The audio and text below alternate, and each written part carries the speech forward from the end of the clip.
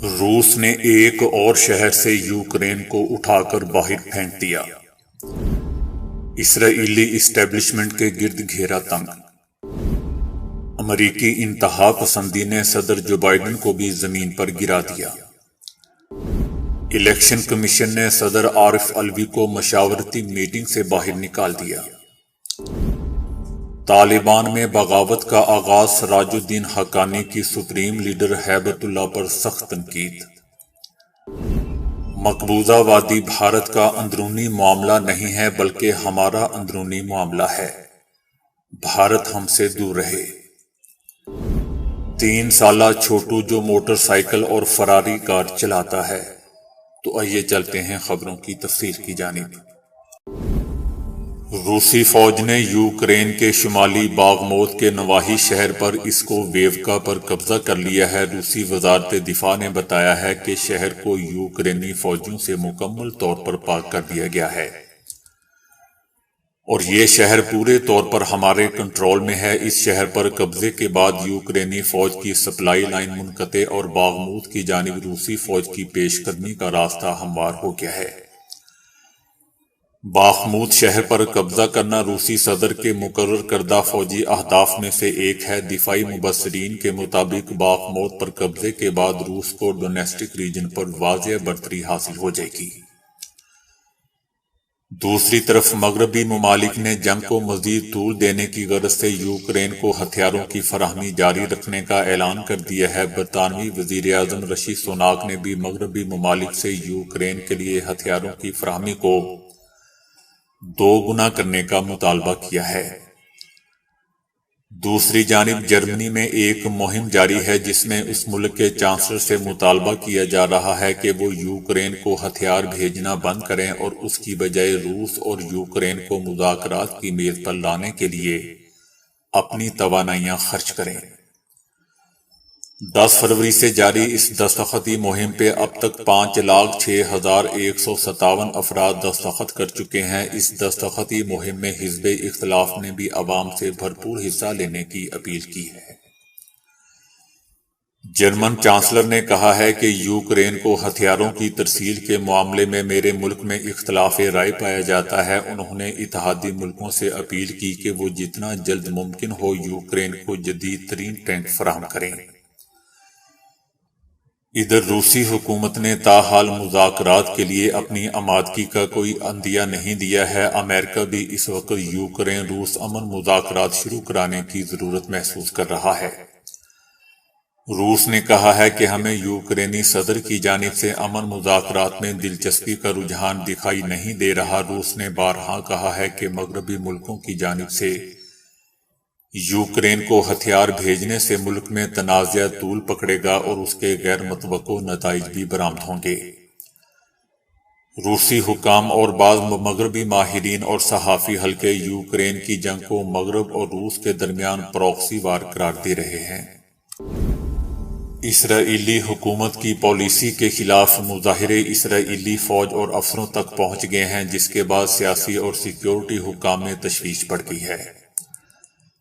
یہاں تک کہ ان مظاہروں نے افسروں میں فوج کے اندر نافرمانی شروع ہو جانے کا خوف پیدا کر دیا ہے۔ ان میں سے بعض نے حکام کی جانب سے موصول فوجی احکامات کی تعمیل سے ہی انکار کا اعلان کر دیا ہے۔ سابق فوجی افسران کا خیال ہے کہ فوجی افسران اور اعلیٰ سیکیورٹی اہلکاروں کا یہ احتجاج ایسا ہے جس کی مثال اسرائیل سے پہلے کبھی نہیں دیکھی۔ انہوں نے اہلکاروں کے سامنے ریڈ لائن روشن کر دی ہے۔ اسے اسرائیل کے استحکام کو خطرہ لاحق ہو چکا ہے۔ احتجاجی مہم کی توسیع نے بڑے پیمانے پر تشویش کو جنم دیا ہے، جس کی وجہ سے متعدد جماعتوں کو اپنے فیصلوں اور عدالتی اصلاحات کے منصوبے کو تبدیل کرنے پر آمادہ کرنے کی طرف جانا پڑا۔ تقریباً 600 فوجی افسران اور ان کے اہل خانہ نے مظاہرہ کیا ہے۔ انہوں نے مطالبہ کیا ہے کہ موجودہ حکومت اپنی پالیسیوں کو فوری روکے۔ مظاہرے میں حصہ لینے والے ایک سابق آفیسر نے موجودہ حکومت کی پالیسی کو اسرائیل کی سلامتی اور مستقبل کے لیے خطرہ سمجھا اور کہا کہ اس پالیسی کا تسلسل ہر کسی کو تباہی کی طرف لے جائے گا۔ مظاہرین کی جانب سے لگائے جانے والے نعرے بھی صہیونی ریاست میں ہونے والے عام مظاہروں کے دوران لگائے گئے نعروں سے مختلف تھے۔ ان میں سے بعض نے موجودہ حکومت کو جمہوریت کے خاتمے کی طرف گامزن سمجھتے ہوئے فوجی احکامات کی تعمیل نہ کرنے کی دھمکی دی۔ مظاہرے کے منتظمین میں سے ایک نے کہا کہ آنے والے دنوں میں مزید مظاہرے کیے جائیں گے۔ انہوں نے کہا کہ تل ابیب آمریت کی طرف بڑھ رہا ہے، فوجی پی پریشان ہیں اور اسرائیل کے مستقبل کے ساتھ کیا ہو رہا ہے۔ اسرائیلی صدر نے بھی اپنی درخواست میں جس چیز سے خبردار کیا وہ یہ تھی کہ عدلیہ کو کمزور کرنے کے حکومتی منصوبے کے اثرات مرتب ہوں گے اور اس سے عالمی عدالتوں میں اسرائیلی سیکیورٹی اہلکاروں پر مقدمات چلانے کا امکان پیدا ہو سکتا ہے۔ ایسے اقدامات نظام میں بغاوت کا سبب بنتے ہیں اور نسلوں کو رلانے کا سبب بن جاتے ہیں۔ اس کے علاوہ موساد کے سابق سربراہ، سابق قومی سلامتی کے مشیر، فوج کے سابق ڈپٹی چیف آف سٹاف اور دیگر نے بھی صدر کو ایک خط لکھا ہے کہ تمام حالیہ اعداد و شمار سے ظاہر ہوتا ہے کہ شہریوں کی اکثریت اس نوعیت کی سختی سے مخالفت کرتی ہے اور مطالبہ کیا جاتا ہے کہ صدر عدلیہ سے متعلق قوانین پر دستخط نہ کریں۔ صدر کے دستخط صرف ایک سرکاری دستخط ہوتے ہیں اور یہ کسی تبدیلی کا سبب نہیں بنتے۔ خط میں انہوں نے زور دیا کہ حکومت نے جس اصلاحاتی منصوبے پر عمل درآمد شروع کیا ہے اس سے سب سے زیادہ متاثر اسرائیلی فوج اور سیکیورٹی فورسز ہیں۔ والدین اپنے بچوں کو فوج میں بھرتی کروانے سے انکار کر رہے ہیں۔ ملٹری کمانڈ نے بٹالین کے کمانڈروں کو نئی ہدایات بھیجی ہیں اور ان سے کہا ہے کہ ہوشیار رہیں اور میدان میں جو کچھ ہو رہا ہے اس پر نظر رکھیں اور توجہ دیں، اور یہ جاننے کی کوشش کریں کہ آیا فوجیوں کے درمیان کوئی مسئلہ تو نہیں ہے۔ کمانڈ نے باقاعدہ یونٹ کمانڈروں کو ہدایت کی کہ وہ اضافی طور پر چکنے ہو جائیں اور فوج کی صفوں میں تنازعات کو گھسنے سے روکنے کے لیے ہر ممکن کوشش کریں۔ امریکی صدر نے ملک میں انتہا پسندی کے عام ہونے کا اعتراف کر لیا ہے۔ صدر جو بائیڈن نے ایک بار پھر یہ اعتراف کیا ہے کہ انتہا پسندی کا دائرہ پورے ملک میں پھیل چکا ہے۔ امریکی ریاست میسی سیپی میں ایک شخص نے 6 افراد کو گولی مار کر مار دیا، جس کے بعد امریکی صدر جو بائیڈن نے واقعہ پر رد عمل ظاہر کرتے ہوئے یہ اعتراف کیا کہ انتہا پسندی کا دائرہ ملکی سطح پر پھیل رہا ہے۔ امریکی صدر جو بائیڈن نے کہا کہ ابھی نئے سال کو شروع ہوئے کچھ عرصہ ہی گزرا ہے، مگر اس مدت کے دوران امریکہ میں ایسے 73 واقعات رونما ہو چکے ہیں۔ جو بائیڈن کا کہنا تھا کہ ایسے حالات میں ہمدردی اور دعا کافی نہیں ہے، بلکہ اس کا مقابلہ کرنے کے لیے اب کانگریس کو متحرک ہونا چاہیے۔ امریکی صدر نے مزید کہا کہ ملک اسلحہ قوانین میں اصلاحات کی ضرورت ہے۔ دوستو، امریکہ کے 63% عوام اسلحے سے متعلق ملکی قوانین اور پالیسیوں سے پہلے ہی ناخوش ہیں، اور اس حوالے سے عوامی ناراضگی گزشتہ 7 برسوں میں اپنی بلند ترین حد کو پہنچ چکی ہے۔ امریکہ میں ہر 100 افراد کے بالمقابل 120 اسلحے موجود ہیں۔ دوستو، جب سے عمران خان نے دونوں اسمبلیاں توڑی ہوئی ہیں، ان سب کو تب سے ڈائریا ہوا پڑا ہے۔ الیکشن کمیشن نے انتخابات کی تاریخ کے معاملے میں صدر پاکستان ڈاکٹر عارف علوی کو مشاورت میں شامل کرنے سے ہی انکار کر دیا ہے۔ صدر عارف علوی کی جانب سے انتخابات سے متعلق خط کے جواب میں الیکشن کمیشن نے صدر عارف علوی کے دوسرے خط کا جواب بھی دے دیا، جس میں الیکشن کمیشن نے صوبوں کے انتخابات سے متعلق صدر کو مشاورتی عمل کا حصہ بنانے سے معذرت کر لی۔ الیکشن کمیشن کی طرف سے صدر کو بھیجے گئے خط میں کہا گیا ہے کہ آئین کے آرٹیکل 105 کے تحت انتخابات کی تاریخ گورنر ہی دے سکتا ہے، لیکن دونوں گورنر نے تاحال الیکشن کے لیے ابھی تک تاریخ نہیں دی۔ دونوں صوبوں میں عام انتخابات سے متعلق معاملات بھی ابھی مختلف عدالتوں میں زیر سماعت ہیں۔ الیکشن کمیشن نے خط میں مزید لکھا کہ لاہور ہائی کورٹ نے اپنے حکم میں گورنر پنجاب سے مشاورت کا حکم دیا تھا۔ الیکشن کمیشن نے گورنر پنجاب سے مشاورت کی تھی، لیکن گورنر نے انتخابات کی تاریخ نہیں دی۔ خط میں کہا گیا کہ الیکشن کمیشن کو انتخابات کی تاریخ مقرر کرنے کا کوئی آئینی قانونی اختیار نہیں ہے، لیکن الیکشن کمیشن اپنی آئینی اور قانونی ذمہ داریوں سے بخوبی آگاہ ہے۔ الیکشن کمیشن نے مزید کہا کہ افسوس کے ساتھ کہہ رہے ہیں کہ الیکشن کمیشن صدر کو اس مشاورتی عمل میں شامل نہیں کر سکتا۔ دوسری جانب رانا ثناء اللہ نے کہا ہے کہ عارف علوی صدر پاکستان بنے، عمران خان کے ترجمان نہ بنے۔ صدر کا الیکشن کی تاریخ کے اعلان سے کوئی سروکار نہیں ہے۔ عارف علوی الیکشن کمیشن کے آئینی اختیار میں مداخلت کر رہے ہیں۔ Arif Alvi foreign funding case میں بھی شریک جرم ہے۔ وہ صدر پاکستان بنے، پارٹی ورکر نہ بنے۔ افغانستان میں طالبان کے اندر اختلاف بڑھتا ہوا نظر آ رہا ہے۔ حال ہی میں افغان حکومت کے وزیر داخلہ سراج الدین حقانی نے کچھ طالبان رہنماؤں کے ساتھ مل کر شورا کونسل کے قیام کے لیے ایک اندرونی تحریک کی قیادت کرنا شروع کی ہے، جو طالبان تحریک کے سپریم لیڈر ہیبت اللہ کی حکومت پر اجارہ داری کے خلاف فیصلے لے گی۔ طالبان رہنماؤں کی اکثریت الگ تھلگ رہنے والے سپریم رہنما ہیبت اللہ کی جانب سے انہیں جواب دینے میں ناکامی، ملاقات اور خطاب کرنے سے انکار پر ناراض ہیں۔ بعض رہنماؤں نے سپریم رہنما ہیبت اللہ کو کچھ فیصلوں سے باز رکھنے کی کوشش کی ہے، تاہم وہ اپنے موقف سے پیچھے ہٹنے کے لیے تیار نہیں۔ سراج الدین حقانی وزیر دفاع محمد یعقوب کا اعتماد حاصل کرنے میں کامیاب ہو چکے ہیں اور انہیں شورا کونسل کی تشکیل پر سنجیدگی سے کام کرنے کے لیے رہنماؤں سے مشاورت کرنے پر آمادہ کیا ہے۔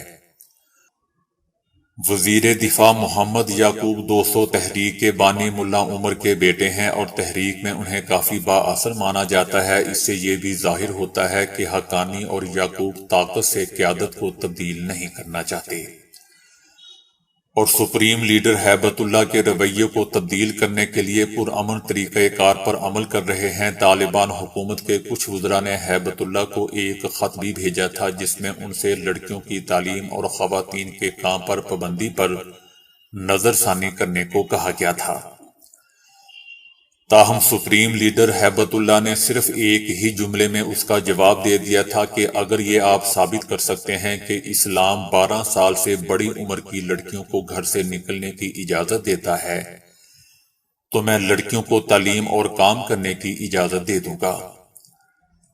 سراج الدین حقانی نے طالبان کو بتایا ہے کہ ہیبت اللہ کی اقتدار پر اجارہ داری کے بارے میں ان کے حالیہ بیانات ہیبت اللہ کی جانب سے جاری کیے جانے والے فیصلوں کو مسترد کرنے کا بھی آغاز ہے،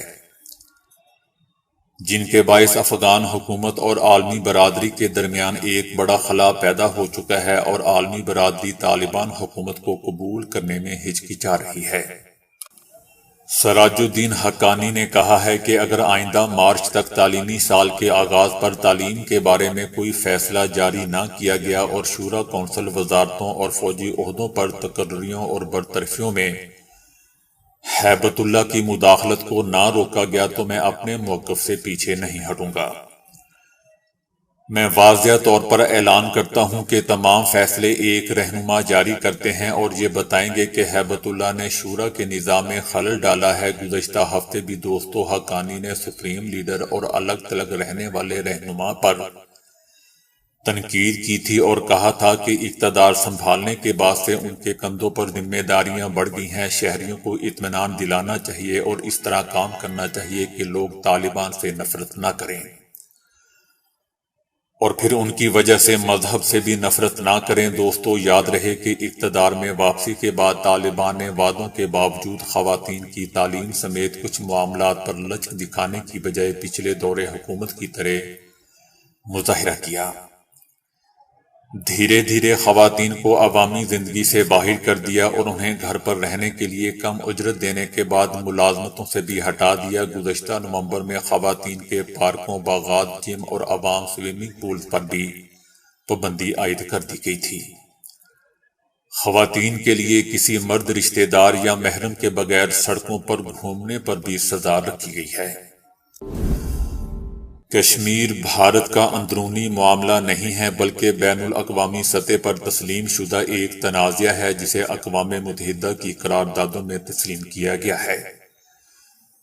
جسے اس کے تاریخی تناظر میں حل کرنے کی ضرورت ہے۔ اس میں کوئی شک نہیں ہے کہ 5 اگست 2019 کے غیر قانونی اقدام اس حقیقت کو تبدیل نہیں کر سکتے کہ مقبوضہ وادی بھارت کا اندرونی معاملہ نہیں ہے، بلکہ ایک بین الاقوامی مسئلہ ہے۔ بھارت کی توسیع پسندانہ ذہنیت اسے تسلیم کرنے سے روک رہی ہے کہ کشمیر ایک متنازع علاقہ ہے۔ بھارت اقوام متحدہ کی قراردادوں کے مطابق اپنے مستقبل کا فیصلہ خود کرنے کے کشمیریوں کے حق کو مکمل طور پر نظر انداز کر رہا ہے، اور مقبوضہ وادی میں آبادی کا تناسب تبدیل کرنے کا منصوبہ اقوام متحدہ کی قراردادوں کی کھلی خلاف ورزی ہے۔ بین الاقوامی وعدوں کی پاسداری کے لیے بھارت پر دباؤ ڈالنے کی دوستو ضرورت ہے۔ اب وقت آ چکا ہے کہ اقوام متحدہ اپنی ذمہ داری پوری کرے اور تنازع کشمیر کو عالمی ادارے کی قراردادوں اور عوام کی امنگوں کے مطابق حل کرنے میں مدد دیں۔ ترکی کا غیر معمولی بچے کا دنیا بھر میں چرچا ہے اور صرف 3 سال کی عمر میں موٹر سائیکل چلا سکتا ہے، بلکہ قیمتی فراری کار بھی چلا کر اسے محفوظ انداز میں پارک بھی کر سکتا ہے۔ یہ بچہ ترک موٹر سائیکل کھلاڑی کینان سوفوگلو کے بیٹے ہیں، جو اب تک سپر سپورٹس کے 5 عالمی ٹائٹل اپنے نام کر چکے ہیں۔ ان کے بیٹے زین نے 2 برس کی عمر سے موٹر سائیکل چلانا شروع کر دیا تھا اور اب وہ فراری کار بھی چلا سکتا ہے۔ اگرچہ وہ گاڑی کی سکرین کے پار بھی ابھی نہیں دیکھ سکتا، لیکن ڈیش بورڈ پر کیمرہ لگا کر اس کی براہ راست ویڈیو دیکھتے ہوئے اسی کی بدولت وہ بہت سکون سے کار چلاتا ہے۔ تاہم بہت سے افراد نے زین کے والدین پر تنقید کی ہے کہ انتہائی کم عمر میں وہ ایک خطرناک کام کر رہا ہے اور والدین اس کی حوصلہ افزائی کر رہے ہیں، لیکن زین کے والدین اس تنقید کو خاطر میں نہیں لا رہے۔ تو دوستو، ابھی کے لیے اتنا ہی۔ ویڈیو کو لائک اور شیئر کرنے کا بہت بہت شکریہ۔